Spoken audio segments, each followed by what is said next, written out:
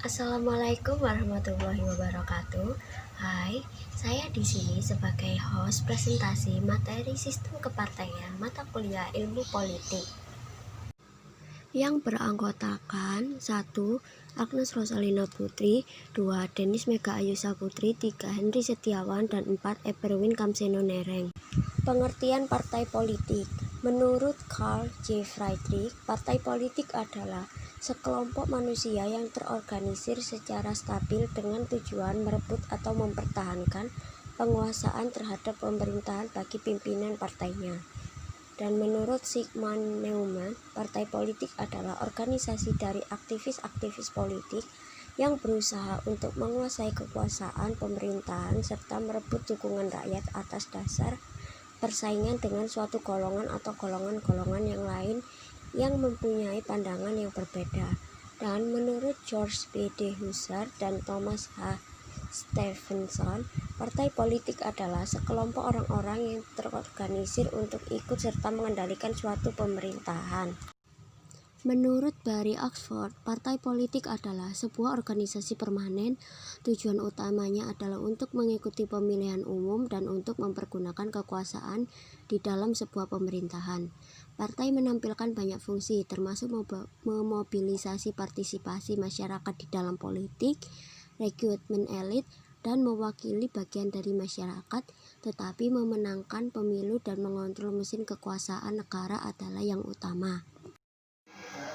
Menurut Undang-Undang Nomor 2 Tahun 2008 tentang Partai Politik, partai politik adalah organisasi yang bersifat nasional dan dibentuk oleh sekelompok warga negara Indonesia secara sukarela atas dasar kesamaan kehendak dan cita-cita untuk memperjuangkan dan membela kepentingan politik anggota, masyarakat, bangsa dan negara, serta memelihara keutuhan negara kesatuan Republik Indonesia berdasarkan Pancasila dan Undang-Undang Dasar Negara Republik Indonesia tahun 1945. Fungsi partai politik.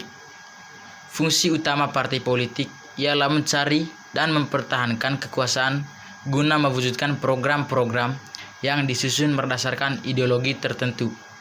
Secara umum, partai politik dikenal menjalankan sejumlah fungsi sebagaimana berikut ini. Yang pertama, sebagai sarana komunikasi politik, sebagai sarana sosialisasi politik, sebagai sarana rekrutmen politik, sebagai sarana artikulasi dan agregasi kepentingan, sebagai sarana pembuatan kebijakan, sebagai sarana pengatur konflik. Sistem kepartaian. Sistem kepartaian mengacu kepada sejumlah dan tipe dari partai yang bekerja di dalam sistem politik. Cara yang paling umum dalam membedakan tipe sistem partai politik adalah dengan referensi jumlah partai yang berkompetisi dalam merebutkan kekuasaan. Sistem kepartaian yang kebanyakan ditemui dalam politik modern saat ini adalah sebagai berikut. 1. Sistem satu partai, 2. Sistem dua partai, 3. Sistem partai dominan, dan 4. Sistem multipartai. Elemen-elemen sistem kepartaian. Elemen-elemen dalam sistem kepartaian menurut Dieter Nohlen dan Elmar Winsenda, yaitu 1. Jumlah partai yang ada, 2. Derajat partai atau keterpecahan, 3. Hubungan ideologis atau derajat polarisasi, 4. Pola interaksi atau eks-koalisi, 5. Hubungannya dengan masyarakat, 6. Posisinya terhadap sistem politik, 7. Derajat kelembagaan sistem kepartaian. Sistem kepartaian dibagi menjadi 5 model, yaitu 1. Sistem partai dominan, 2. Sistem dua partai, 3. Sistem partai pluralisme terbatas, 4. Sistem pluralisme ekstrim, dan 5. Sistem partai yang kabur. Tipologi sistem kepartaian. Ada 3 faktor yang mempengaruhi sistem kepartaian. 1. Tingkat fragmentasinya, 2. Tingkat polarisasinya, 3. Tingkat institusionalisasinya. Dan makin rendah fragmentasi dan polarisasi ideologi antar partai semakin memperkuat proses pembentukan pemerintah, dan apabila sebaliknya akan muncul kesulitan untuk berkonsensus dan tidak efektif. Saya Denis Mega Ayusa Putri dari Prodi Sejarah 2020. Halo, perkenalkan nama saya Ebi Erwin Kansemanireng. Saya dari Prodi Sejarah 2020. NIM 2087201004.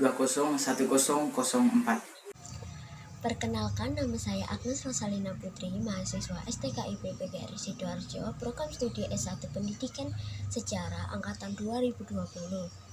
Nah, sekian presentasi virtual yang dapat kami sampaikan. Karena pandemi COVID-19 ini, kami melakukan presentasi secara virtual dan tidak bertatap muka secara langsung. Mohon maaf apabila ada salah kata. Sekian, wassalamualaikum warahmatullahi wabarakatuh.